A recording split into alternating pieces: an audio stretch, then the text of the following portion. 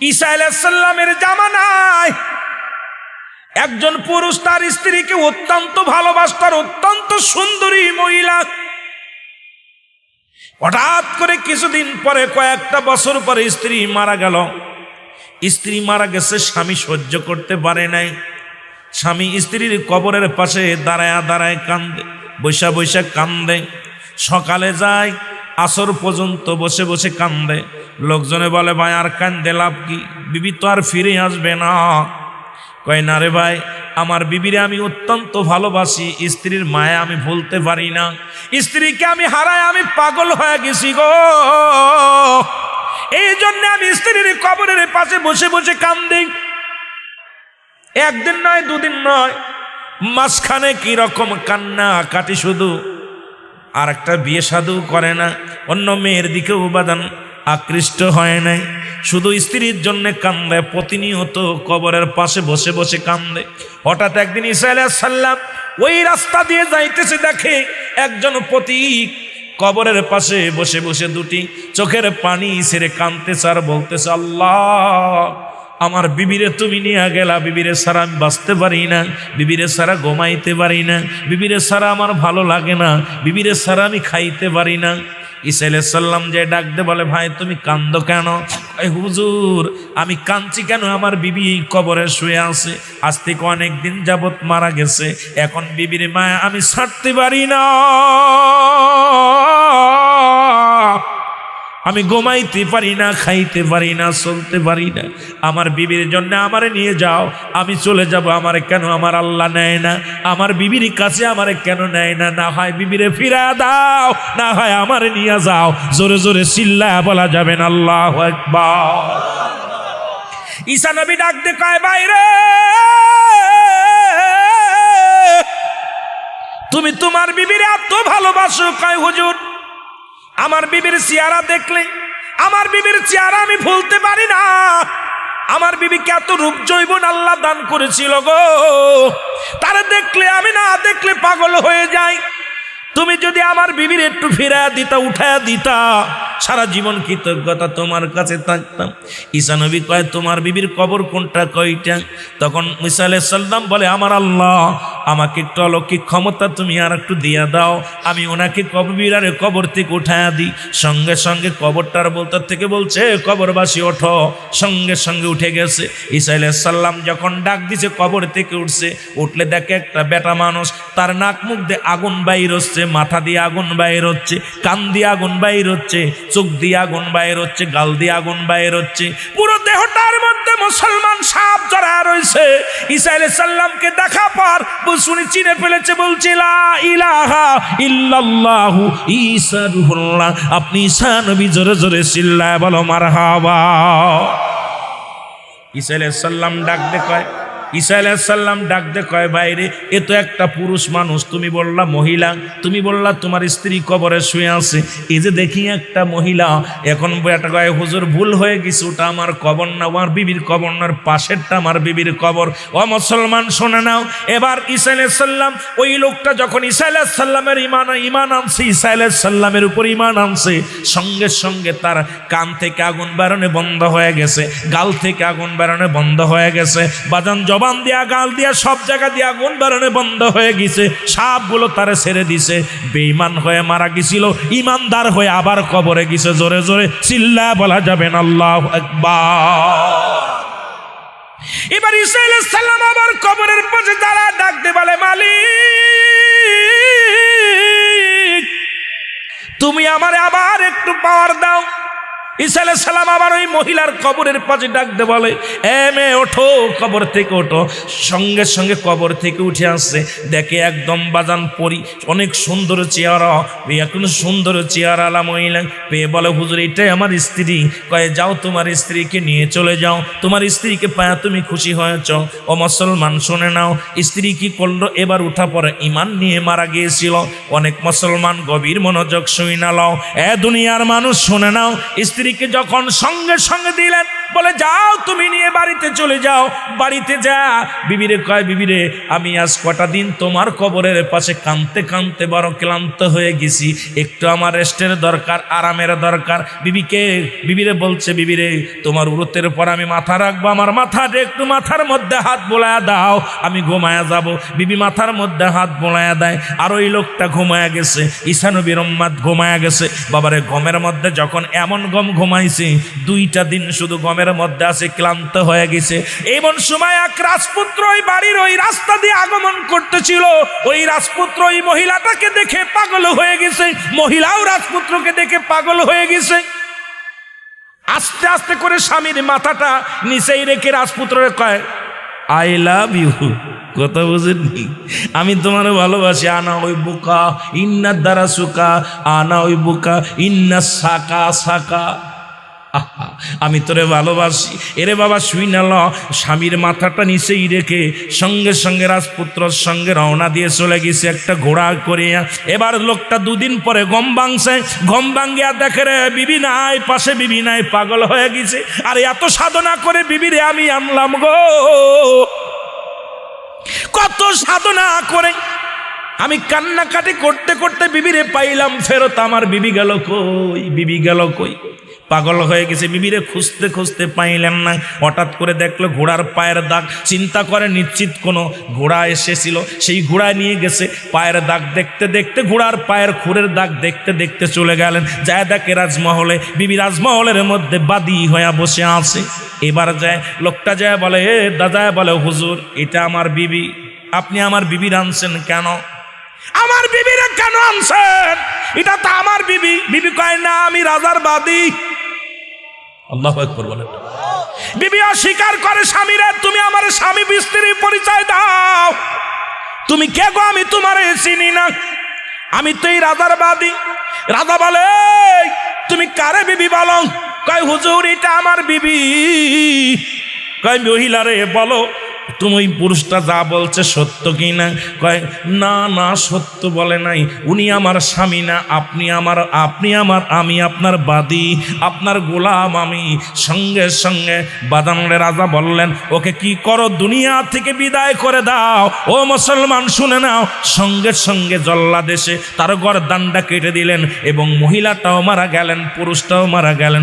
দুইটায় দুনিয়ার প্রেমের সুন্দরী প্রেমের পড়িয়া দুজনই ঈমান হারা হইয়া দুনিয়া থেকে বিদায় নিল। জোরে জোরে চিল্লা বলা যাবে না নাউজুবিল্লাহ। এরে দুনিয়া আজকে খেলার পুতুল। ও দুনিয়ার মুসলমান শুনে নাও, ইয়া দ্বারা আমরা বুঝতে পারি আজকে মেয়েদের পাল্লাই পড়িয়া, দুনিয়ার প্রেমে পড়িয়া, সংসারের প্রেমে পড়িয়া আজকে আমরা দুনিয়ার লোভে আমাদেরকে খেয়ে ফেললো। আমার আল্লাহ বলে, কুল্লু মান আলাইহা ফান, এই দুনিয়া সবকিছু চূর্ণ বিচ্ছিন্ন হয়ে যাবে। এই দুনিয়ার মধ্যে কিচ্ছু বলতে কিচ্ছু যেদিন থাকবে না। ও দুনিয়ার মুসলমান শুনে নাও, আজকে নারীর প্রেমে পড়িয়া সংসার শেষ। আজকে 14ই ফেব্রুয়ারি গতকাল গেছে বাবা। আজকে নারীর প্রেমে রাত জাগো, নারীর প্রেমে ঘুষ খাও, নারীর প্রেমে সুদ খাও, বিবিকে খুশি করার জন্য সুদ খাও, বিবিকে খুশি করার জন্য তুমি ঘুষ খাও, বিবিরে খুশি করার জন্য তুমি জার্নি করো, নিয়ে বেড়াও, মার্কেটে মার্কেটে ঘোরাও। যে মাওলা তোমার এত সুন্দরভাবে বানাইলো, পৃথিবীর সব কিছু বানাইলেন, আসমান বানাইলেন কোন বলে কোন আর ফায়াকুন, জমিন বানাইলেন কোন আর ফায়াকুন। এ মুসলমান গাছ বানাইলেন কোন আর ফায়াকুন, এই জমিনটা বানাইলেন কোন আর ফায়াকুন। কিন্তু আমার আল্লাহ তোমারে কোন আর ফায়াকুন কোনে বানাই নাই। আল্লাহ বানাইছে তার কুদরতি হাত দিয়া, এই রহমতের হাত দিয়া। ও বান্দা তোর নাকটা বানাইছে আমার আল্লাহ, ও বান্দা তোর কপালটা বানাইছে আমার আল্লাহ। কারণ সিজদা দিবি আমার মালিক রে, তোর দেহটা বানাইছে আমার আল্লাহ। আমার আল্লাহ এই নিজ কুদরতি হাত দিয়ে বানাইছে তোমারে। আজকে সেই মাওলারে ভুলে যাইয়া দুনিয়ার প্রেমে পড়ে গেলি, কিন্তু একদিন চিরদিন শুয়ে থাকতে হবে যেখানে, সেই কথাটা ভাবলি না। মরণের কথা কি চিন্তা হয় না? জোরে জোরে বলেন ঠিক কি না? এ দুনিয়ার মুসলমান,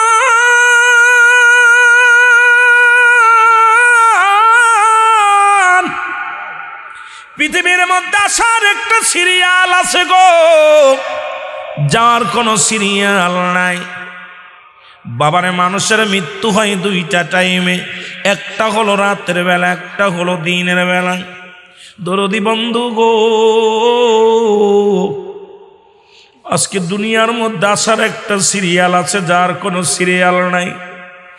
দেখা যায় বাবা জিন্দা আছে, সন্তান নাই। আজকে সন্তান জিন্দা, বাবা নাই। দাদা জিন্দা, নাতি নাই। নাতির লাশ সন্তানের কাঁধে, নাতির লাশ কার কাঁধে? দাদার কাঁধে। দাদার লাশ দাদা নাতির কাঁধে। বাবার লাশ সন্তানের কাঁধে, সন্তানের লাশ বাবার কাঁধে, ভাইয়ের লাশ ভাইয়ের কাঁধে। আজকে যে যার লাশ বহন করেছে রে মুসলমান, বাবার লাশটা কত ভারী ওই সন্তান জানে, মার লাশটা কত ভারী সন্তান জানে। এই পৃথিবীর মাঝে চলে যেতে হবে রে দুনিয়ার মুসলমান। একদিন ছিলাম না, এই দুনিয়ার মধ্যে থাকবো না। কখন যেন মায়ের বদন ছেড়ে চলে যায়। মানুষের এক নম্বর বিপদ হলো মানুষের মরণ। আমার দরদি বাদানেরা দিলের কান্ডা লাগায় শুনবেন, এক নম্বর বিপদ হলো মানুষের মরণ। এই মরণের পেয়ালা পান করতে হবে, এর মধ্যে কোনো সন্দেহ নাই। আমার দরদি বাবারা, আমার বাবারা, আমার ভাইয়েরা, একটু দিলের কান্ডা লাগায় শুই না লাও। এরে আল্লামা মুফতি আমজাদ আলী সাহেব একটা কিতাব লাগলো গো।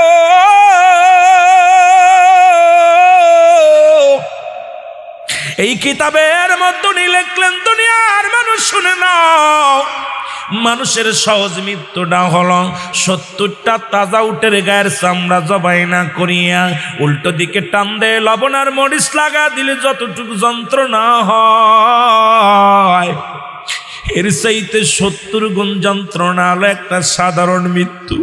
এখন আমরা মরণকালে যারা পায়খানা করে দিছি গো,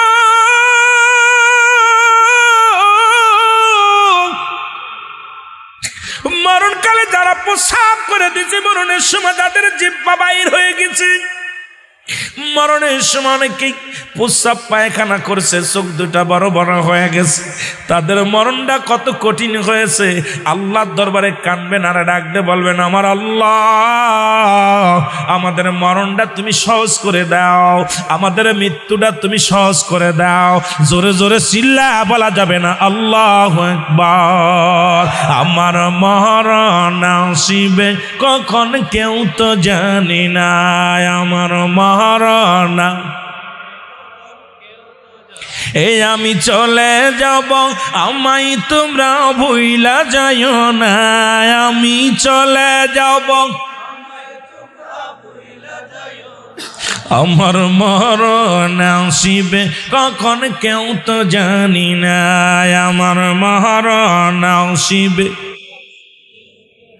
এই পৃথিবী চিরদিন থাকার জায়গা নয়, অন্ধকার কবর যে তোমার আসল ঠিকানায় রে মানুষ, অন্ধকার কবর যে তোমার আসল ঠিকানা। ডানে বামে মাটি আমার মাটির বিছানা, ডানে বামে মাটি। এ দুনিয়ার মুসলমান,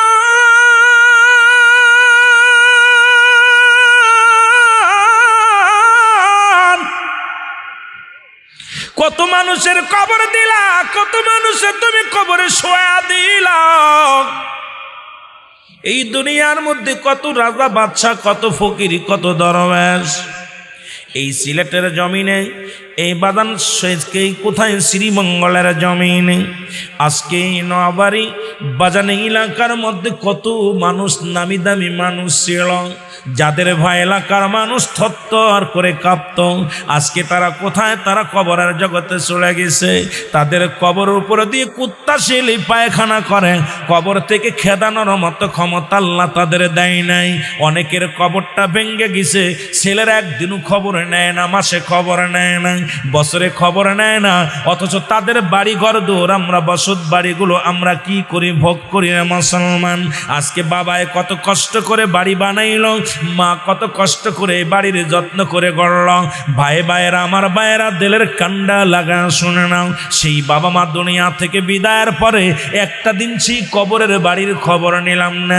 কেমনে আছে আপন মা, কেমনে আছে আমার বাবা, কেমনে আছে আমার দাদা, কেমনে আছে আমার দাদিরে মুসলমান। এ দুনিয়ার মুসলমান,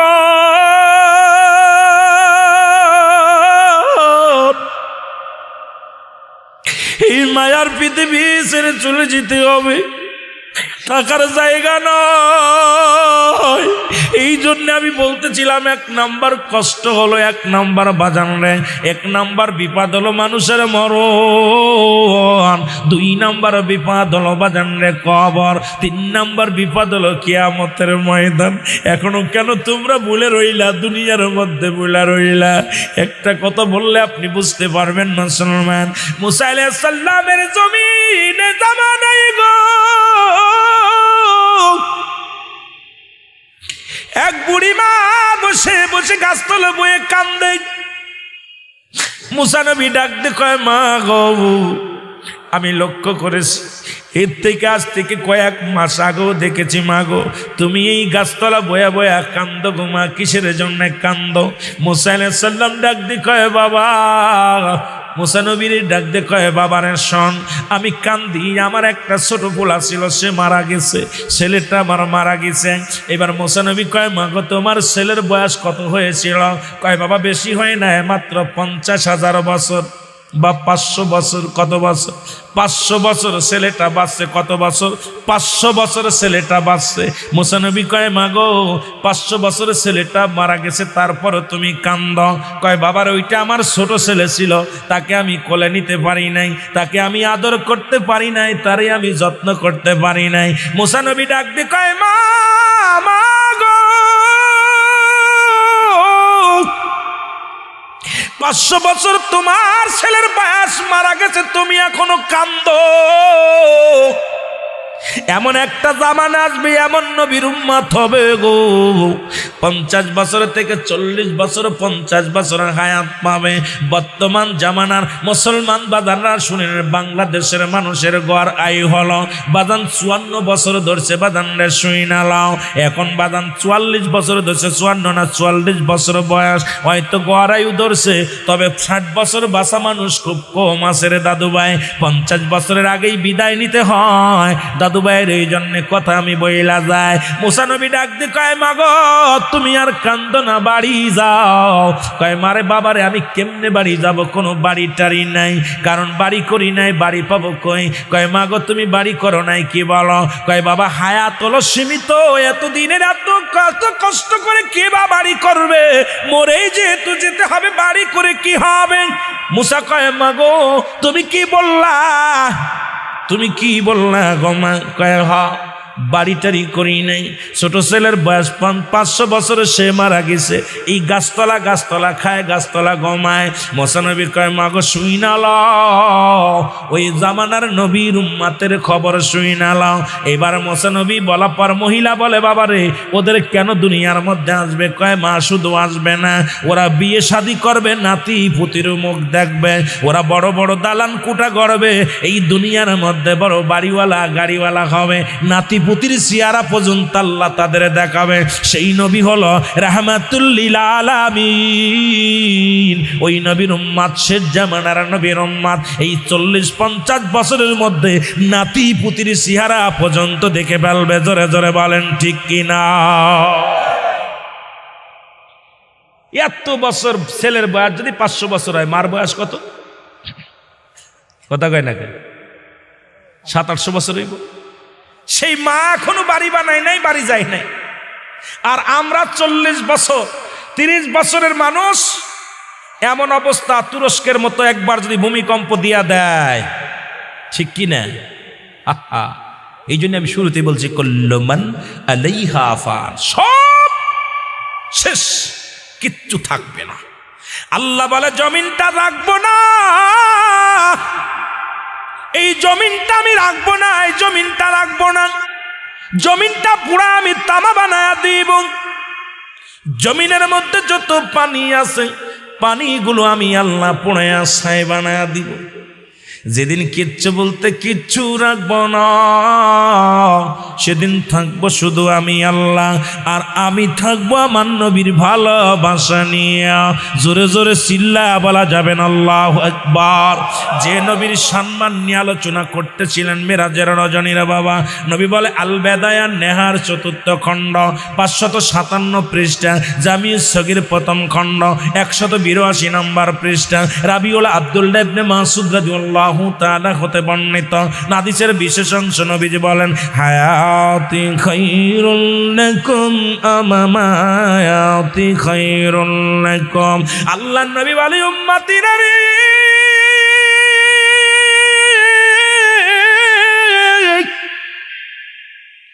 আমার নবীর ঘোষণাটা শুইনা লও। হাদিস শরীফটা ভালো করে মুখস্থ করো বাবা। আমি বললাম আল বেদায়া নেহার 4th খণ্ড বাদান 4th খণ্ড 557 557 পৃষ্ঠা। এখন অনেক মুফতি সাহেব বলতে পারবেন পৃষ্ঠা কত নাম্বার, কিতাবের নাম কি?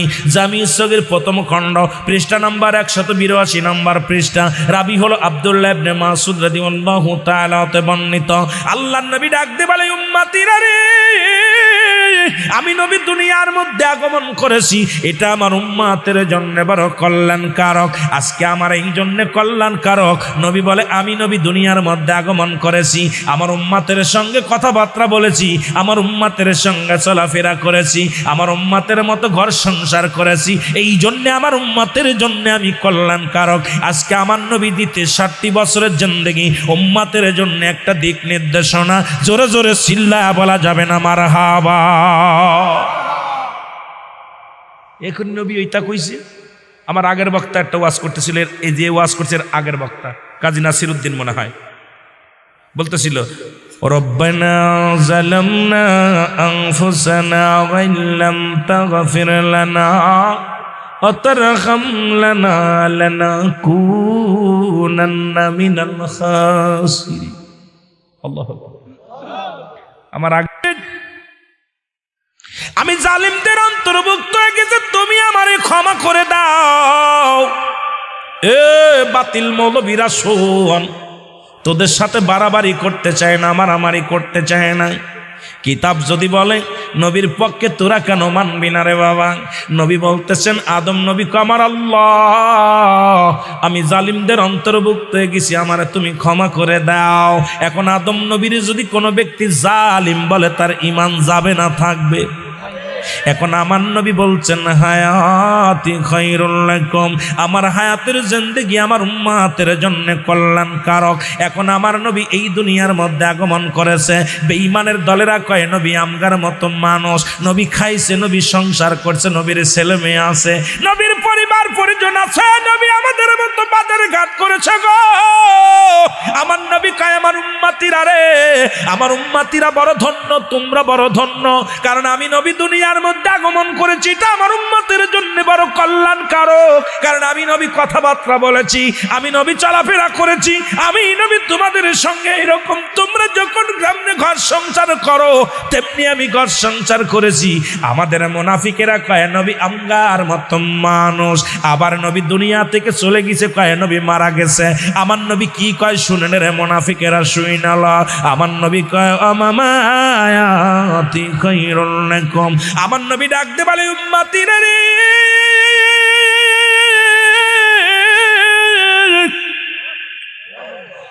আমি নবীর অন্তকালটা আমার উম্মতের জন্য বড় কল্যাণকারক। মারহাবা বলো না।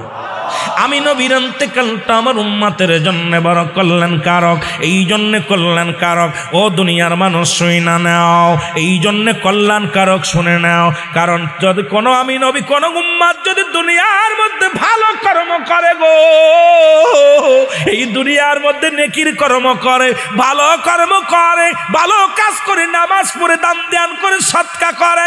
আমার নবী কয় উম্মতিরা রে, আমি নবী আমার উম্মতের জন্য প্রশংসা করি আমার আল্লাহর দরবারে। আমার আল্লাহরে বলি, আমার আল্লাহ ওই নবাড়ির জমিনে অনেক আশেক 5 ওয়াক্ত সালাত আদায় করেছে, জিকির করেছে, তাসবিহ পড়েছে, কোরআনের মাহফিলে বসেছে, সঙ্গে সঙ্গে আমার উম্মতের হয়ে প্রশংসা করি আমার আল্লাহর দরবারে। আবার যদি কোন উম্মত গুনাহের কর্ম করে গো, আমার নবী উম্মতিরা রে, আমি নবীর সঙ্গে সঙ্গে আমার আল্লাহর দরবারে ইস্তিগফার করি, ক্ষমা চাই। আমি বলি আল্লাহ ওই নবাড়ির জমিন অমুক ব্যক্তি গুনাহের কাজ করেছে, তাজুল ইসলাম সাহেব গুনাহ করেছে আল্লাহ, নাসিরউদ্দিন গুনাহ করেছে আল্লাহ, আব্দুল আহাদ মিয়া যুক্তিবাদী গুনাহ করেছে আল্লাহ, তুমি ওরে মাফ করে দাও, ক্ষমা করে দাও। অন্যায় করে ছেলে মাফ চায় বাবা, অন্যায় করে গ্রামের ছেলে মাফ চায় চেয়ারম্যান মেম্বার যাইয়া। আমার নবীর উম্মত হইলাম, অন্যায় করি আমি, ভুল করি আমি, আর আল্লাহর কাছে ক্ষমা চায় আমার নবী। সেই নবীর পক্ষে থাকার দরকার আছে কি না?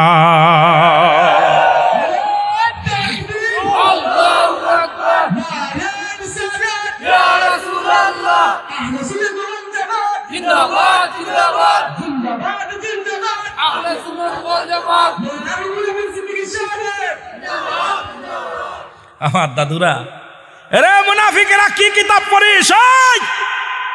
নবী কি বলে তোরা হন? নবী আমগার মতো মানুষ, নবী মইরা গেছে, তোর কাল্লা হটাই ফেলবে একবারে। জোরে কোন ঠিক কি না? আমার ভাষা বুঝতে কষ্ট হয়। মাগুরার ভাষা আর এই শ্রীমঙ্গলের ভাষা এক হইতে না, কথা বুঝেননি? তবে আপনারা যে বসে আছেন, আমরা তো বুঝবেন, আপনাদের ভাষা আমি শিখে এলাইছি অনেকগুলো, কিন্তু এত শিখি নাই। আপনারা যখন আঞ্চলিক ভাষায় কথা বলেন তখন আমি খালি কান পাইতা শুনি যে কিতা কিতা কয়, বেশি কথা কম বলি, যে শুনে নি আগে কি কয়, যেটা বুঝি উত্তর দিয়েস, না বুঝলি কই নো, কথা বুঝছেননি? তো আমার বাবারা, সবচেয়ে আমার নবীর যে দাম, আমার নবীর যে শান, আমার নবীর যে মর্যাদা, এটা ওরা বুঝতে পারে না। জোরে বলেন ঠিক কিনা? এরে আমার মনের জল্পনা কল্পনা, নবী যাব আমি সোনার মদিনায়, বলো যাব আমি। একটা জবান বন্ধ রাখবেন না। যাদের নাতি পুতি আছে মুখস্থ করবেন, বাড়ি যে নাতিরে শিখাবেন। নাতি আছে নেই? নাতি ছেলে শুনে, দাদি আছে, দাদিরও শিখাইবেন। মদিনা যেতে চান না? কন্যা কেন যেতে চান? আরে আমরা মন্ত্রী হতে চাই না, এমপি হতে চাই না, নবীরে দেখতে চাই। কথা কন ঠিক কিনা? কারা দেখতে চাই? নবীর জন্য পাগল হবেন যে নবী গো যদি মদিনায় না নাও, স্বপ্নের মধ্যে একবার দেখা দিও, মরণের আগে, কাপনের মধ্যে মুড়ানোর আগে, এই সাদা কাপড়ে মুড়ানোর আগে তোমার দেখতে চাই। জোরে বলো ঠিক কিনা? আওয়াজ দিয়ে বলেন, এর যাব আমি সোনার মদিনায়, বলো যাব আমি। আরে আমার মনের জল্পনা কল্পনা, নবী যাব আমি সোনার, বলো যাব আমি সোনার মদিনায়, বলো যাব আমি। আমার মনের জল্পনা কল্পনা, নবী যাব আমি সোনার, নবীজিকেও ভালোবাসি, মনটাই আমার অনেক খুশি। নবীজিকেও ভালোবাসি, মনটাই আমার অনেক খুশি। নবীজিকেও ভালোবেসে তৃপ্তি মেটে না, বলো নবীজিকেও ভালোবেসে না গো, যাব আমি সোনার মদিনায়, বলো যাব আমি সোনার। আমার মনের জল্পনা কল্পনা, নবী যাব আমি সোনার, এর যাব আমি সোনার মদিনায়, বলো যাব আমি। আমার মনের জল্পনা কল্পনা, নবী যাব আমি সোনার, নবীর নামে এত জাদু, ডাকিলে মনে হয় মধু। নবীর নামে এত জাদু, ডাকিলে মনে হয় মধু। এই মধু কোথাও মেলে না, বলো এই মধু না গো, যাব আমি সোনার মদিনায়, বলো যাব আমি সোনার। আমার মনের জল্পনা কল্পনা নবী যাব আমি সোনা এর নবারি বাসির যত গণা মাফ করা দাও মাবুদ মৌলা শ্রী মঙ্গলের যত গণা মাফ করা দাও মাবুদ মৌলা মাফ করে দাও নবী রসিলায় বলো মাফ করে দাও নবী রসিলায় গো যাব আমি সোনা ইবালো যাব আমি সোনার মদিনায় বলো যাব আমি আমার মনের জল্পনা কল্পনা নবী যাব আমি সোনা এ দুনিয়ার মুসলমান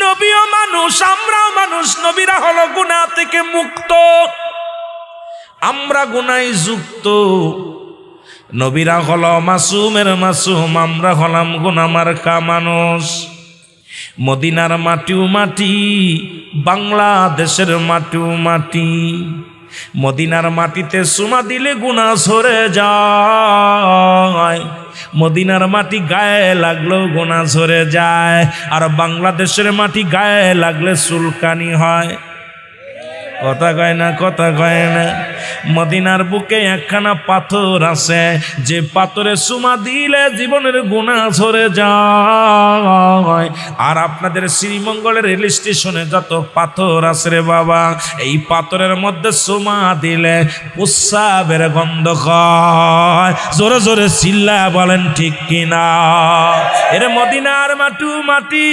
বাংলাদেশের মাটিও মাটি মদিনার পাথর পাথর আর বাংলাদেশের পাথর পাথর বাবারে কয়েকটা কথা না বললে বুঝতে পারবেন না নবীর দুশমন ছিল তৎকালীন জামানায় হাজার হাজার দুশমন ছিল আমাকে নবীর মারার ষড়যন্ত্র করেছিল নবীকে নিয়ে কটুকটত্ব করেছিল নবীর মেরাজ অস্বীকার করেছিল শুধু অস্বীকার নয় নবীকে মারতে মারতে নবীকে রক্তে জর্জরিত করে ফেলেছিল নবীজির দাঁত বড় খারাপ ফেলেছিল রে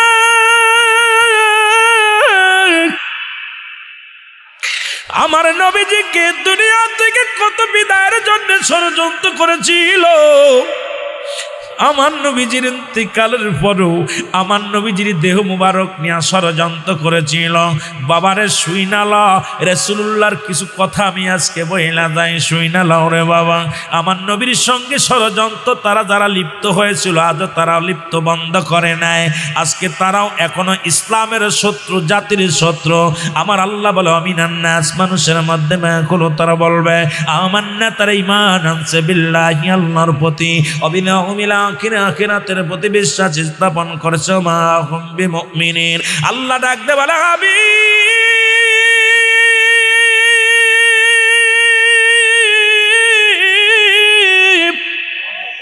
আপনার কদমের মধ্যে একদল বেঈমানের দল যাবে গো আল্লাহ বলে আমিনান নাস মানুষের মধ্যে মাকুলু তারা বলবে আমান্না তার ঈমান আনছে বিল্লাহি আল্লাহর প্রতি অবিনামিল আখিরাতের প্রতি বিশ্বাস স্থাপন করছে ওমা হুম বিমুমিনিন ওরা মুমিন বলে দাবি করবে মুত্তাকিন বলে দাবি করবে দাদু ভাইরা বোঝানোর জন্য কয়েকটা কথা বলে যায় আমার রাহমাতুল লিল আলামিন নবীদের নবী রাহমাতুল লিল আলামিন দুনিয়া থেকে বিদায় নিল ইহুদি খ্রিস্টানদের চক্রান্ত বন্ধ হয় নাই বাজান পাশের শহর মসল শহরের থেকে দুইজন ইহুদি আসলেন মুসলমান শুনে নাও এই ইহুদির সম্পদ আসলেন রাসূলুল্লাহ লাসুরি করার জন্য ভালো করে মনোযোগ দিয়ে আলোচনাটা শুনবেন দাদু ভাইরা আমার নবীর লাসুরি করার জন্য মদিনার বুকে আগমন করলেন দুইজন মানুষ লীল চোখদারি দুটি মানুষ যুবক ভাইরা ভালো করে খেয়াল করবা মন দেয়া শুনবা কাজে লাগবে আজকে আমাদের শত্রু কারা আর কাদেরকে আমরা দুধ কলা দিয়া মানুষ করতেছি রে মুসলমান আজকে যতই ওয়াজ করি কাজ হবে না কারণ নবীর প্রেমটা আমাদের অন্তরের মধ্যে নাই বাবার অন্তরের মধ্যে মুখের মধ্যে নবীর সুন্নাত অন্তরের মধ্যে নবীর সুন্নাত নাই মুখে মুখে বলি আজকে দাড়ির মধ্যে নবী টুপির মধ্যে নবী পাঞ্জাবির মধ্যে নবী অন্তরের মধ্যে নবী না থাকার কারণে আজকে ইসলাম জর্জরিত গোটা বিশ্বের বুকে ইসলাম আজকে জর্জরিত এ দুনিয়ার মুসলমান কবির মন মনোযোগ শুই না লও। রাহমাতুল আলামিনের লাশ মোরক চুরি করতে যখন আসলেন তখন ও মুসলমান 557 হিজরি সন বাঁধান 557 হিজরি সনে কোন এক রাত্রে সুলতান নূরউদ্দিন জঙ্গি এই মুসলমান ঘুমায় আছে, 2 রাকাত নামাজ পড়িয়া তাহাজ্জুদের নামাজ পড়িয়া একজন সুলতান কিন্তু নামাজ ছাড়ে না। আর আমাদের দেশের নেতা কর্মীদের নামাজ লাগে না, আমাদের দেশের এখন যারা আলেম তারা নামাজ পড়বে, নেতাদের নামাজ লাগে না। অনেক নেতা দেখা যায় আমার বায়ের চরিত্র ফুলের মতো পবিত্র, দেখা যায় নামাজ পড়ে না এক ওয়াক্ত, জোরে কোন ঠিক কিনা? দরদি শুই না লও, একজন বাদশা, একজন সুলতান নূরউদ্দিন জঙ্গি সুলতান, উনি তাহাজ্জুদের নামাজ পড়ে ঘরের মধ্যে শুয়ে আছে। এমন সময় নবীজি স্বপ্নের মধ্যে ডাক দে বলে, হে নূরউদ্দিন জঙ্গি তুমি ঘুমায় আসো গো বাবা। আমার দুজনই দেখো দুটি নীল চোখদারি দুটি ইহুদি, আমার ইবাদতের বড় ঘাটতি বানায়, ইবাদত করা আমার টুটি করে ডিস্টার্ব করে, এদেরকে জলদি করে তাড়াও, আমারে খুব ডিস্টার্ব করে, লোক দূরে তাড়াও। নূরউদ্দিন জঙ্গি লাভ মেরে কবর বাঁধান, লাভ মেরে ঘুম থেকে উঠলেন, উঠিয়া পায় তারা করে আর কান্দে, আল্লাহর নবী গো আমার নবীর চেহারা সুরত শয়তান ধরতে পারে না, নিশ্চিত ইহুদি সম্প্রদায় আমার নবীর রওজার উপরে আক্রমণ করেছে, এই জন্য আমার রাসূলুল্লাহ আমার স্বপ্নে দেখাইছে। চোখের পানি ছেড়ে কান্দে, সঙ্গে সঙ্গে ওযু করলেন, ওযু করিয়া 2 রাকাত নামাজ আদায় করলেন, আদায় করিয়া লম্বা একটা মুনাজাত করে কান্দে মালিক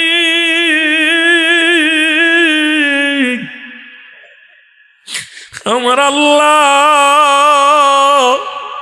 ও আমার আল্লাহ তুমি আমার নবীজিকে, নবীর রওজা মুবারক হেফাজত করো গো আল্লাহ। আল্লাহ ওই ইহুদিদের হাত থেকে তুমি রক্ষা করো। কাঁদতে লাগলেন, কাঁদতে কাঁদতে আবার ঘুমায়া গেলেন। আবার একটু পরে এই স্বপ্নের মধ্যে ডাকতে বলে, নূরউদ্দিন রে তুমি ঘুমায়া গেলা, ওই ইহুদি সম্প্রদায়ের লোক দুটি আমারে খুব ডিস্টার্ব করে, এই রকম দুটি নীল চোখদারি দুটি লোককে দেখায় দিলেন নবীজি, ওই দেখো দুটি লোক, এই নীল চোখদারি দুটি লোক আমারে ডিস্টার্ব করে। আবার নিহুবাদান সুলতান নূরউদ্দিন 2 রাকাত নামাজ পড়লেন, এবার দোয়া করলেন, আবার ঘুমায়া গেলেন। আবার নবীজি স্বপ্নের মধ্যে ডাক দে বলেন, নূরউদ্দিন রে তুমি ঘুমায়া গেলা গো, আমারে খুব ডিস্টার্ব করে, ওদেরকে জলদি করে তাড়াও। নূরউদ্দিন লাভ দুটি বলেন, পা তারা করে সারা রাত ঘুমায় না, সারা রাত জেগে জেগে কাটায়, আর ডাক দে বলে, আল্লাহ আমার নবীরে দুনিয়ার বুকে কত কাফের আঘাত করেছে, আমার নবীজির গায়ে কত পাথরের চিহ্ন রয়েছে রে, আমার নবীজি অপরাধ ছিল শুধু উম্মতের কান্ডারি হওয়া, আমার নবী শুধু কালেমার দাওয়াত দিত, লা ইলাহা নাই কোনো ইলাহ ইল্লাল্লাহু এক আল্লাহ ছাড়া মুহাম্মাদুর রাসূলুল্লাহ আল্লাহ পাকের প্রেরিত রাসূল বা বান্দা হলো আমার নবী। আমার নবীর কোনো অপরাধ ছিল না রে বেঈমানের দলেরা, দুনিয়ায় কত কষ্ট দিলি আমার নবীরে, আমার নবী কাঁদতে কাঁদতে জিন্দেগিটা কাটাইল, এখন আমার নবী একটু আরামে ঘুমাইবে, সেখানেও তোরা ডিস্টার্ব করিস, তোদের কি দিলে মায়া নাই রে?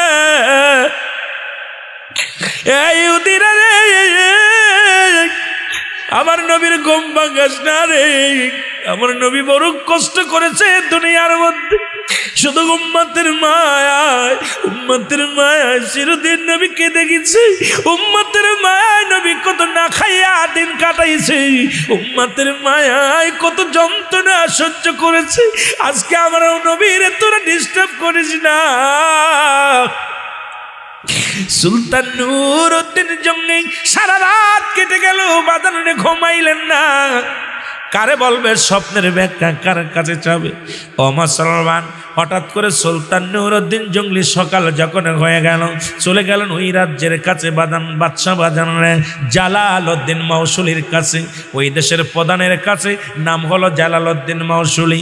মৌসুলির কাছে যায় বলে, হুজুর রাত্রে আমার নবীর আমি স্বপ্নে দেখেছি, নিশ্চিত আমার নবীর রওজার মধ্যে বড় বিপদের মধ্যে আছে, নিশ্চিত কাফের বেঈমানের আক্রমণ করেছে আমার নবীর রওজা মুবারকে। আমার নবী একবার নয় দুবার নয় তিনবার ডাক দিয়ে আমারে ডাক দিয়ে বলছে, সুলতান নুরউদ্দিন রে, ওই লোক দুটিরে তাড়া দাও, আমি বড় কষ্টের মধ্যে আছি, জলদি করে তাড়াও। জোরে জোরে চিল্লা বলা যাবে না আল্লাহু আকবার।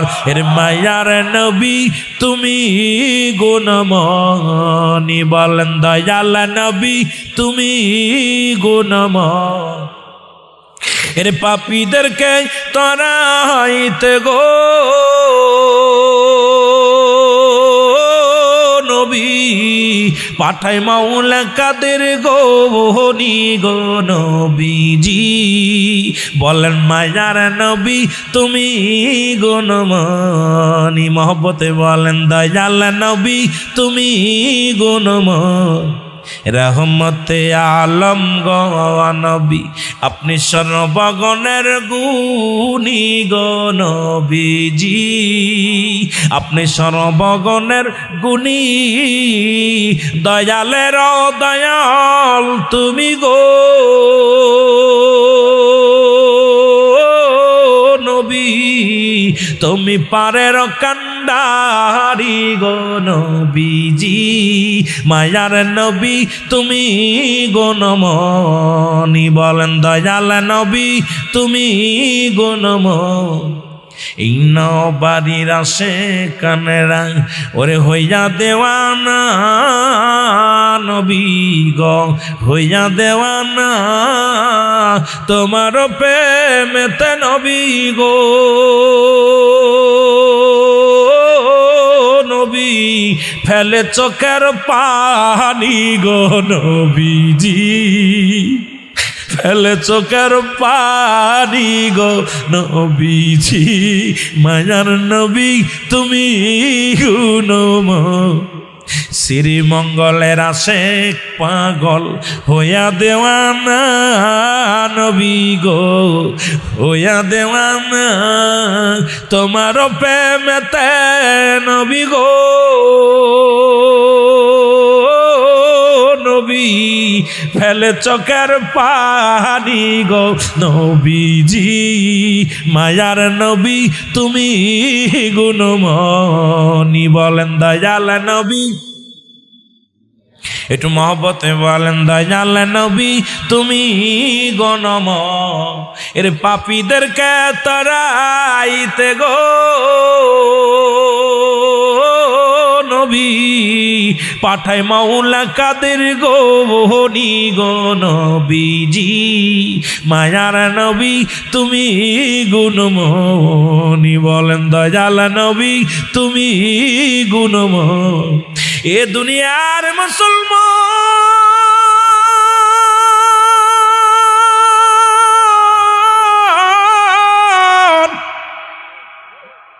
শুইনা লও গো, জালালউদ্দিন মৌসুলি বলে, হুজুর আর দেরি করেন না, তাড়াতাড়ি যান, রওজা পাকে যান, না জানি আমার নবীর সঙ্গে কি আচরণ হয়। দেরি করবেন না, দেরি করবেন না, যত সম্পদ লাগে লয়া যান, যত ঘোড়া লাগে লয়া যান, যত সৈন্য লাগে লয়া যান।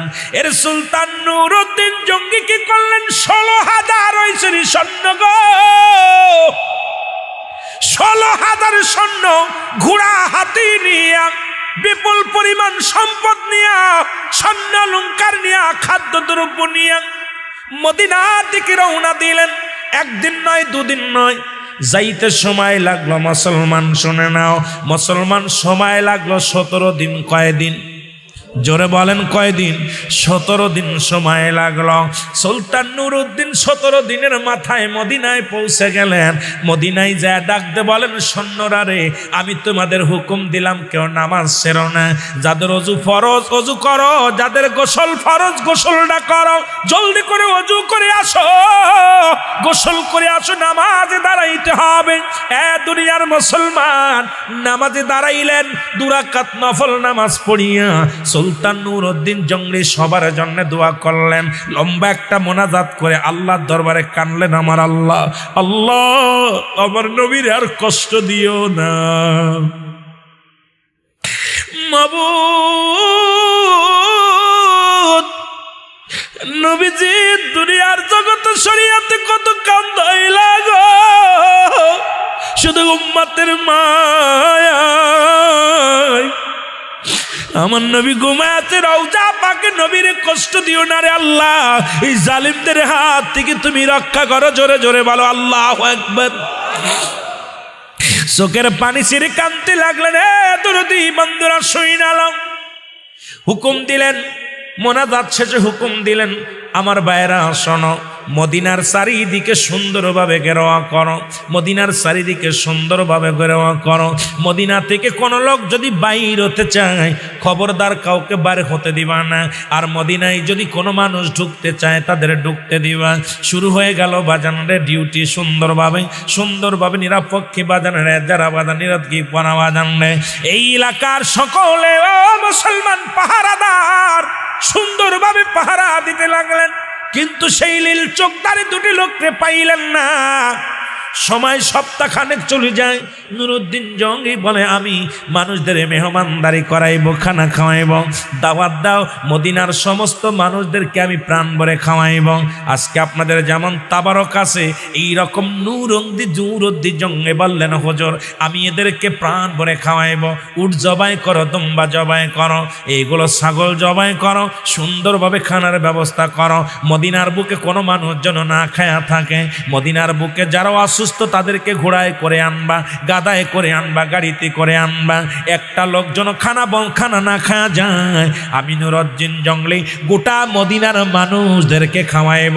হুকুম দিয়ে দিলেন, সুন্দরভাবে খানার আয়োজন করা হলো, খানা পাকানো হলো।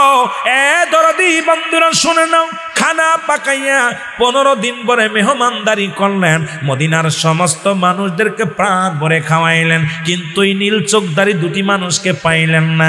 নূরউদ্দিন জঙ্গি বলে, ভাইরা সবার কি মেহমানদারি হয়েছে? জি হুজুর, মদিনার কোনো নারী পুরুষ পর্যন্ত বাদ নাই, কোনো রুগীও বাদ নাই। সমস্ত মানুষদেরকে, যারা অসুস্থ ছিল তাদেরকে আমরা বাড়ি থেকে গাধায় করে, ঘোড়ায় করে, গাড়িতে করে আনছি, সবাইকে প্রাণ ভরে খাওয়াইছি। জোরে বল আল্লাহু আকবার। সবাইকে সুন্দরভাবে মেহমানদারি করা হয়েছে। নূরউদ্দিন জঙ্গি বলে, না না, আমার মন বলে মদিনার মানুষ সবাই খাওয়া হয় নাই, এখনো সকলের খাওয়া হয় নাই, আমি আবার খাওয়ানোর ব্যবস্থা করব। ও সবাই বলে, হুজুর আপনি কি বলেন? হুজুর মদিনার কোনো নারী পুরুষ পর্যন্ত বাদ নাই, সবাই রে খাওয়ানো হয়েছে। বলে, না না, আমি বিশ্বাস করি না, আরো লোক বাদ আছে। সব লোকজনে বলে, হুজুর না, একটা লোক বাদ নাই। পাশ থেকে একজন মুরব্বী বলে, হুজুর এই মদিনার বুকে আমার জানা মতো 2টা লোক বাদ আছে, তারা কারোর দাওয়াত নেয় না, কারোর বাড়িতে খানা খায় না, কাউরে কিছু দেয়, কারো কাজ কিছু গ্রহণ করে না, শুধু মানুষকে দান ধ্যান করে, টাকা পয়সা ধন সম্পদ যা কিছু আছে মানুষকে দান করে, কিন্তু মানুষের কাছ থেকে কিছু নেয় না, গ্রহণ করে না। রে এদের মতো ভালো ব্যক্তি মদিনার বুকে আর কেউ নয়। সুলতান নূরউদ্দিন বলে, আমারে জলদি করে নিয়ে যাও, এই লোক 2টির আমি দেখব। সঙ্গে সঙ্গে চলে গেলেন।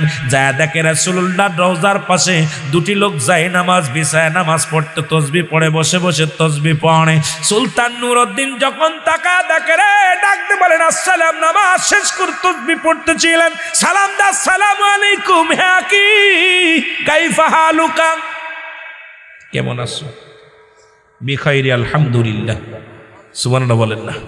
যখন চোখের দিকে তাকাইছে, দেখে সেই নীল চোখদারি 2টা মানুষ, সেই নীল চোখদারি মানুষ। সুলতান নূরউদ্দিন কয়, তোমাদের আসল পরিচয় দাও, তোমরা কারা? তোমরা কারা? বলে, হুজুর আমরা পাশের রাষ্ট্র থেকে এসেছি, ভাস করতে মদিনায় এসেছিলাম। মদিনায় এসে নবীজির প্রেমের মায়ায় পড়ে গেছি। আমরা আর বাড়ি ফিরে যাই নাই। আজ 3টা বছর ভরে এখানে আমরা সারাদিন ভরে রোজা রাখি, রাত ভরে তাহাজ্জুদের নামাজ পড়ি, কোরআন তেলাওয়াত করি। মরে যেতে হবে মরণের ভয়ে কান্দি। আহারে কবর বড় কঠিন, কবরের চিন্তায় কান্দি। আহারে কবরের ভয়ে কান্দি। এই জন্য আর দেশে ফিরে যাই না, আর দেশে ফিরে যেতে চাই না। আমরা মক্কায় মদিনার বুকে মরতে চাই, মদিনার বুকে আমার রাসূলের কাছে থাকতে চাই। জোরে জোরে চিল্লায়া বলো আল্লাহু আকবার। নুরউদ্দিন জঙ্গলি বলে, তোমাদের আসল পরিচয় দাও গো, তোমাদের আসল পরিচয়টা দাও। হুজুর আমাদের কোনো উদ্দেশ্য নাই, এইটা উদ্দেশ্য। কিন্তু চোখ দুটো দেখে নুরউদ্দিন কান্দার বলে, আমার আল্লাহ, আমি যে লোক দুটির স্বপ্নের মধ্যে দেখেছি সেই লোক দুটিকে আমি পেয়ে গেছি। আমার আল্লাহ, আমার নবী যে দুটি লোকরে আমার স্বপ্নের মধ্যে দেখাইছি সেই লোক দুটিকে আমি চিনেছি। এখন আমি কেমনে ধরবো? কোনো প্রমাণ ছাড়া ধরবো কেমনে? আমি তো কোনো প্রমাণও পাই না। সবাই তো তাদের পক্ষে ছাপায় গায়, সবাই তো কয় ভালো ব্যক্তি, নামাজি ব্যক্তি, আমলধার ব্যক্তি, বুজুর্গ ব্যক্তি। এখন ধরবো কেমন করে? বড় প্রেশানিত হয়ে গেলেন। নুরউদ্দিন জঙ্গলি 2 রাকাত নামাজ পড়ে আল্লাহর দরবারে চোখের পানি ছেড়ে কাঁদলেন। কাঁদে আর বলে, তোমরা অসন্নরা, তোমরা ভালো করে তলাশি করো, এর আশেপাশে সব জায়গা কিলোমিটার ধরে তালাশ করো। তালাশ করে পাইলেন কিছু কোরআন শরীফ, পাইলেন কিছু পুরন কিতাব, পাইলেন কিছু স্বর্ণ অলঙ্কার, পাইলেন কিছু খাজুর বা খুরমা, খাবার দরদ্র পাইলেন, আর কিছু পাইলেন না। সুলতান সবাই বলেন, হুজুর হুজুর, আপনি শুধু শুধু এদেরকে সন্দেহ করেন। এদের মতো ভালো ব্যক্তি দুনিয়ার মধ্যে নাই, এদের মধ্যে আমলদার মানুষ আর একটাও পাওয়া যায় না, এদের মতো বুজুর্গ ব্যক্তি একটাও পাওয়া যায় না। আপনি মিশে মিশে এদেরকে সন্দেহ করেন হুজুর, আপনি শুধু শুধু এদেরকে আপনি মিশে মিশে সন্দেহ করেন। সুলতান নুরউদ্দিন কান্দার বলে, আল্লাহ, তুমি আমার এখন কি করব বলে দাও। নবী গো, মায়ের নবী, আমি এখন কি করব বলে দাও। নবী গো, আমার কাফেলা নিয়ে আইছি, এই কাফেলা কি বিফলে যাবে গো নবী? একটু জানা দাও। হঠাৎ করে নুরউদ্দিন জঙ্গলির সামনে পেতে গেল, দেখে 2টা জায়নামাজ বিছানো একটা চাটের উপরে। নুরউদ্দিন জঙ্গলি বলে, তোমরা এই জায়নামাজ দুটি তোলো। জায়নামাজ দুটি যখন তুললেন, তুলিয়া দেখে চলে একটা চাটই, চাটইখানা তুলতে বললেন। চাটই যখন তুললেন, দেখো তলে বিশাল একটা পাথর রয়েছে। ওই নুরউদ্দিন জঙ্গলি বলেন, পাথরটা উঠাও। যখন পাথরটা তুললেন, পাথর তোলার সঙ্গে সঙ্গে নজর করে দেখে রে, প্রায় আধা কিলোমিটার দূর থেকে রাসূলুল্লাহর রওজা পর্যন্ত একটা সরং করে ফেলেছে। জোরে জোরে চিল্লায়া বলো আল্লাহু আকবার। এরে প্রেম করিয়া বুইল না জীবনে, এরাই মনে, তোমরা প্রেম করিয়া বুইল না জীবনে, তোমরা প্রেম করিয়া বনেরাই মনে, আরে প্রেম করিয়া বুইল না জীবন। বিল্লাল ছিল নবীর ভক্ত, আজান দিত পঞ্চরে ওক্ত, ওরে না জানেতে মিলত নবীর শানে, রাই মনে, আরে প্রেম করিয়া বুইল না জীবনে। মারহাবা বলেন আমার ভাইয়েরা। সুলতান নুরউদ্দিন কি করলেন? এবার বলে, ওদেরকে তাড়াতাড়ি বান্ধো। তাড়াতাড়ি এসে শিকল দিয়ে বান্ধা হলো, তাদেরকে শিকল দিয়ে বান্ধা হলো, হ্যান্ডকাপ বানানো হলো। বলে, তোমরা সত্যি করে বলো, তোমরা কারা? গোপন করলে তোমাদের কঠিন বিচার হবে, এমন বিচার করব দুনিয়ার ইতিহাসে লেখা থাকবে। তাড়াতাড়ি বলো। থরথর করে কাঁপন দিয়া বলে, হুজুর, আমরা মিথ্যে কথা বলবো না, আমরা মুসলমান না, আমরা হলাম ইহুদি। আমরা 2জন ইহুদি পাশের রাজ্য থেকে আসছি, তারা আমাদের বিপুল পরিমাণ সম্পদ দিছে। আজ 3টা বছর ভরে ওই গর্তটা খুঁজি, 3টা বছর ভরে স্মরণ খুঁজতেছিলাম। যখন সারা রাত ভরে সারা দিন ভরে আমরা রোজা রাখি, মানুষকে ধোঁকা দিই, যখন রাত হয়ে যায় নামাজের ভান ধরি, মানুষ যখন ঘুমায় যায়, ওই গভীর রাত্রে আমরা যখন সরঙ্গ খুশিয়া মাটিগুলো তুলি, চামড়ার বাস্তায় করে মাটিগুলো নিয়ে মদিনার বাইরে ফেলে দিয়ে আসি। এইরকম খুঁজতে খুঁজতে আজ 3টা বছর পরে সরঙ্গখানা খুশি আমরা পিরায় রাসূলুল্লাহর দেহ মুবারক পেয়ে গেছিলাম। হঠাৎ করে মাটির ভিতরে এত জোরে একটা কাঁপন দিচ্ছে, ভূমিকম্প শুরু হয়েছে। আমরা ভয়ে ওখান থেকে উঠে আসি। আজ কদিন আর আমরা ওখানে ঢুকি না। আমাদের বিপুল পরিমাণ সম্পদ দিছে, নবীজির দেহ মুবারক যদি আমরা ইহুদিদের দিতে পারি, আরো বিপুল পরিমাণ সম্পদের মালিক আমাদের বানায় দিবে। এই জন্য আমরা রাসূলুল্লাহর লাশ চুরি করার জন্য আমরা আসি। তখন বাদান সুলতান নুরউদ্দিন জঙ্গলি বললেন, ওদেরকে বান্ধ।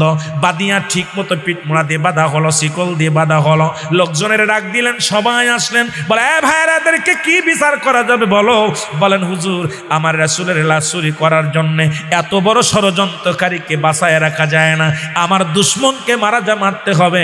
কারণ ইহুদিরা চেয়েছিল মদিনা শরীফে যারা হজ করতে যায়, আজকে হাজী সুলতান মিয়া যেমন হজ করতে গেছে, এই রকম হাজীরা যাতে মদিনায় আসলে বলে, মদিনায় কেন আসছো? মদিনায় তো নবী নাই, নবীদা করাও যায় নাই, পয়সাগুলো শেষ হয়ে গেছে। এই প্রমাণটা করানোর জন্য তারা চিন্তা করেছিল রাসূলুল্লাহর দেহ মুবারক চুরি করার জন্য, কিন্তু আল্লাহ সেটা করার নাই। আমার হাবিবের মর্যাদা বাড়ায় দিছে আমার আল্লাহ। জোরে বলেন ঠিক কি না? এ ভাইরা শুইনালো। এবার কি করলেন? লোকজনে বললেন, হুজুর, এদের কঠিন বিচার করা লাগবে, অনেক লম্বা ইতিহাস আজকে বলার সময় পাবো না। কি করলেন? সুলতান নুরউদ্দিন আগুনের একটা কুণ্ড বানাইলেন, অনেক খড়ি দিয়া একটা আগুনের কুণ্ড বানাইলেন। এর মধ্যে শিকল দিয়া বাঁধিয়া এর আগুনের মধ্যে ফেলে দিলেন।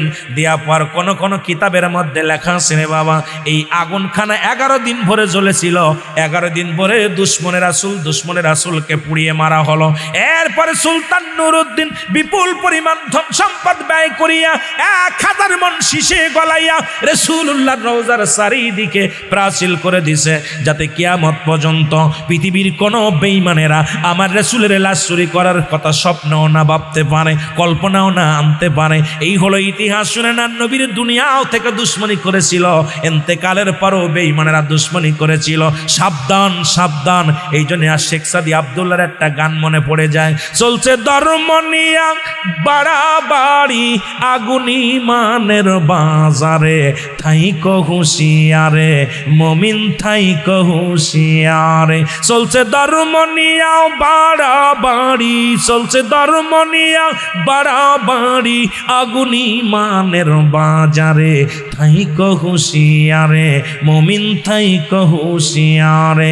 উম্মত হবে 73 দল, 72 দল যাবে রসাতল, বলছে নবী গণে মুমিন থাইকো হুঁশিয়ারে। ঠিক কিনা? আল্লাহ বুঝার তৌফিক দান করুক। অনেক লম্বা ইতিহাস, সুতরাং আমি আপনাদের সময় দিতে পারবো না। আগেই বলেছিলাম, এই জন্যে আমার ভাইয়েরা, আমি চাইছিলাম যে 9টার ভিতরে ধরবো, দেখে আজকে বক্তা বেশি তো সময়ও পাই নাই। এরপরে 10টায় দিতে চাইলাম, আর হুজুর ওয়াজ করে আরো 15 মিনিট খাইলো। আমি তো যাক, খাতি থাক, সমস্যা নেই। কথা বুঝেনি? ওয়াজ করবে একটা বিষয়ের উপরে কথা বলতে গেলে সময়ের প্রয়োজন, তবু আমি অনেক শর্টকাটে অনেক কথা বলে ফেলেছি। আল্লাহ বুঝার তৌফিক দান করুক। জোরে বলেন আমিন। আরো জোরে বলেন আমিন। আমরা নবীজিকে একটু সালাম জানাই, নবী সালাম। তাদের মাঝে এসেছি, 2-4টা কথা বলে সালাম বিনিময় করে চলে যাওয়ার নিয়ত করেছিলাম। তারপরে চিন্তা করে যেহেতু এসে গেছি, ঘন্টাখানেক আলোচনা করে যাব। তবে এখন এত পর্যন্ত এত সুন্দর কোরআন হাদিস থেকে আলোচনা হলো, মানুষের খুব অভাব। এই মাহফিলে 2টা জিনিস পাওয়া যাবে, একটা হচ্ছে রহমত, একটা হলো গজব। একটা হচ্ছে রহমত, একটা হলো গজব।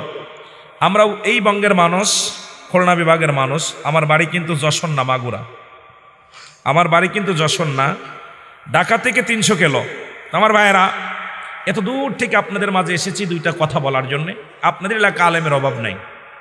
এই জমিনের মধ্যে আমার জানা মতো অনেক বড় বড় আলেম আছে। এই সিলেটের জমিন সবচেয়ে বড় পা হলো অসংখ্য অলি আল্লাহ আগমন করেছে। জোরে বলেন মারহাবা। আর একটু জোরে বলেন মারহাবা। সুতরাং এই জমিনের মধ্যে 2টা জিনিস পাওয়া যাবে, একটা রহমত, একটা গজব। কিছু মানুষ নিবে গজব, কিছু মানুষ নিবে নিয়ামত, রহমত। ঠিক কিনা? আরো জোরে বলেন ঠিক কিনা? তে মাহফিলে বসেছেন, বসার আদবই খুব ফাঁকা ফাঁকা। 3 জায়গা ফাঁকা রাখা দূরত্ব নয়। নাম্বার 1, নামাজের জায়গা। যখন নামাজে দাঁড়াইবেন ধনী গরিব সকলেই একসাথে আপনার ওই ধনী গরিব যেরকম অসহায় সহায় যে মানুষগুলো আছে পাশাপাশি গায়ের সাথে গাটা লাগায় দাঁড়াতে হবে। নাম্বার 2, ওয়াজ মাহফিলের ময়দান। এই মাহফিলে যখন বসবেন একজনের সাথে আর একজন গাটা মিলায় বসবেন, মহব্বত করে বসবেন, যাতে করে শয়তান আসওয়াসা না করতে পারে। যত ফাঁকা পাবে কেউ পা টানটানি করে দিবে, সুযোগ পেলে ঘুমায় ঘোড় মারবে, বিছনার ওই মধ্যে গোড় দিবে। এই জন্য শয়তান আসওয়াসা করবে, এখানে দূরত্ব নয়, ফাঁকা রাখা। আর একটা হলো স্বামী স্ত্রী যখন ঘুমাবেন, স্বামী স্ত্রী একটা যে খাটের মধ্যে যখন ঘুমাইবেন আলাদা ঘুমাবেন না, যখনই ঘুমাবেন দুজন পাশাপাশি একটা বালিশ হলে সবচেয়ে ভালো, একটা বালিশ হলে সবচেয়ে সুন্দর। ওই বালিশটার উপরে আপনার স্ত্রীর চুলগুলো ছাড়ায়া দিবে, ওই চুলের উপরে আপনি মাথা রেখে ঘুমাবেন। এখানে শয়তান আসওয়াসা করতে পারবে না, পরক্রিয়ায় স্ত্রীও পড়বে না, স্বামীও পরক্রিয়ায় পড়বে না, ভালোবাসার মাধ্যমে। এই জন্যে আমাদের দেশে দেখা যায় স্ত্রী সই ঘরে, স্বামী সই বারান্দায়, ভালোবাসা শয়তান নিয়ে দৌড়ায়। জোরে কোন ঠিক কিনা? তো 3 জায়গার অবস্থায় খারাপ। এখন অধিকাংশ বাড়ি যাবেন দেখবেন স্ত্রী সই এক ঘরে, স্বামী সই এক ঘরে। রাসূলের কথাগুলো শুনতে হবে যে স্বামী স্ত্রী যখন ঘুমাবে ছেলেকে আলাদা করে দাও, মেয়েকে আলাদা করে দাও, স্বামীকে বুকে টেনে নাও। স্বামী স্ত্রী দুজন এক জায়গায় ঘুমাইবেন, দুজনের গায়ের সঙ্গে যখন গাটা মিলে থাকবে এখানে শয়তান আসওয়াসা করতে পারবে না। সারা রাত রহমতের ফেরেশতা আপনার জন্য দোয়া করবে। সুবহানাল্লাহ বলেন না? আরো জোরে বলেন। আজকে আমাদের দেশে পরক্রিয়ার পিছনে ওই একটাই লক্ষণ, কারণ স্ত্রীর সাথে স্বামীর মিল নাই, স্বামীর সাথে স্ত্রী মিল না থাকার কারণ স্বামী সই বারান্দায়, স্ত্রী সই ঘরে। ঠিক কিনা? কথা বলেন না কেন? আমি মাহফিল দিয়ে বুঝতে পারছি, আপনাদের বসা দিয়ে বুঝতে পারছি বাড়িও মনে হয় করেন, কথা কয় না। বাড়িওকে এভাবে ঘুমান, বাবিরের দেন এক খাটে, আপনি শোন এক খাটে। এই যে বলতেছি আপনার আগে আগে বসেন, তারপরেও দূরত্ব রয়েছে। এটার কারণ বুঝতে পেরেছি, বাড়িও মনে হয় বাবিদের সাথে এরকম ঘুমায়। কথা কন না কেন?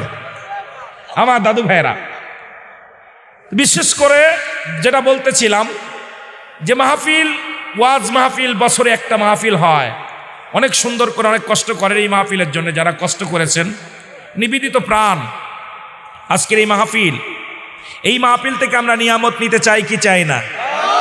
আরো জোরে বলেন। একটু মহব্বতে দুরূদ শরীফ পড়েন। আল্লাহুম্মা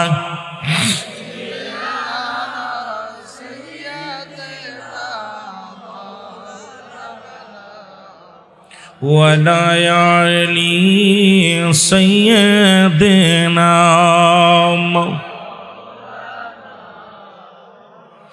এ দুনিয়ার মুসলমান, আল্লাহ তাআলা দয়া করে মা করে রিয়াজুল জান্নাত বেহেশতের বাগানে আপনাকে আমাকে বসার মতো সুযোগ দান করলো, আসার মতো সুযোগ দান করলো। আল্লাহর দরবারে শুকরিয়া আদায় করার দরকার আছে কি না? এই দরদি বন্ধু, স্বামী স্ত্রী কথা বলতে যে একটা কথা আমার মনে পড়ে গেল, ভালোবাসার কথা বলতে যে একটা কথা মনে পড়ে গেল।